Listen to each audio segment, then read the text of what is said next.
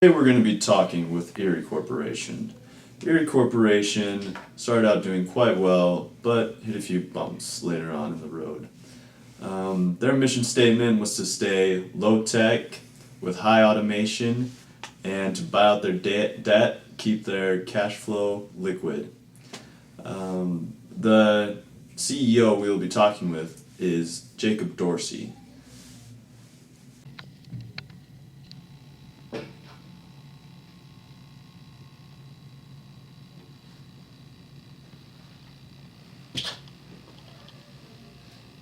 So, Jacob, we're here with you today from Erie Corporation, and your mission statement, you guys have stayed low tech for the past 7 years. Are you planning on doing that, or what are your future projections? Yeah, well, I'm happy to say that we managed to stay low tech and keep with our mission statement. So that went pretty well. And now as for the future projections of our company, we're planning on staying low tech, keeping our foot in the high tech market though, and hopefully coming out with a new high tech product here pretty soon. Okay. So Jacob, these two market segments, what were your plans in each one? Describe the market segments to us. Well, Mr. Brokroff, our plans were to stay in the low tech and get the automation rating up as high as possible through taking out some debt, and then that way we can sell a product at a lower price, and also get the material costs, labor costs pretty low because of the automation rating. But we also wanted our foot in the high tech market so we can get some more cash flow that way, and so that was our plans. So Jacob, you guys look like you're doing really well up through 3 and 4, and then Yeah. what happened? Andrews, they came in and they're at the top. You guys are way low now. Like, come on, what's going on here? That was a good one. Yeah. But anyways, Andrews, they were a pretty good competition for us. We were neck and neck up until about around 3 or 4. That's when they really got into us. And you can see here, I had some suspicions that during our meetings that maybe somebody had a camera there or something, or fired a few people because of this. Round 4.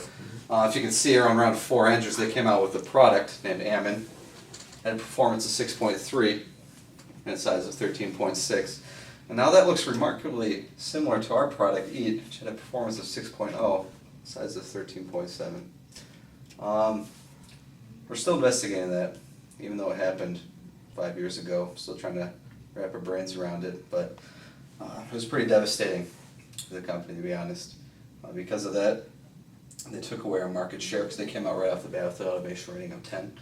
Took away a large portion of the market share and really cut back on our top product, EAT. We're still trying to recover from that. Yeah, okay, clearly no hard feelings. But, so you also took a hit in round 2. You had a big emergency loan. Anything you want to comment about that? Anything you guys learned, or? About that round 2, what I had to do is we overstocked quite a bit. We didn't have any good forecasting. Those people, it's hard to find good employees nowadays. Well, we certainly learned our lesson from that mistake. That $14 million emergency loan really, hurt the ego. But fortunately, we managed to pull out of it in the end, and we learned our lesson, and we've done good forecasting since then. But speaking of learning lessons, when it comes to Andrews and Ammon, I think we learned that it'd be good if we had a third product out there even, or even a fourth, to help increase revenues, build the market share in the higher low tech, and just help fight off the competition. So, speaking of bringing out new products, are we going to see anything in the future? What are your projections for the next while? Okay. What we're projecting to do is, like I mentioned, we're going to probably come out with a high-tech chip, because right now in these markets, the high-tech market really isn't being hit too hard. There's a lot of concentration, a lot of flooding in the low-tech market, so we're going to invest into another product for the high-tech market coming up. We're also going to invest heavily in the TQM to help improve the overall performance of our company, bring down labor costs, improve administration costs, as well as the R&D cycle time. Because really, the R&D is really killing us when we try to get out from underneath Ammon with our low-tech product EAT. It's just costing way too much. It's taking way too long at the R&D, so we're really cracking down over there. And next year?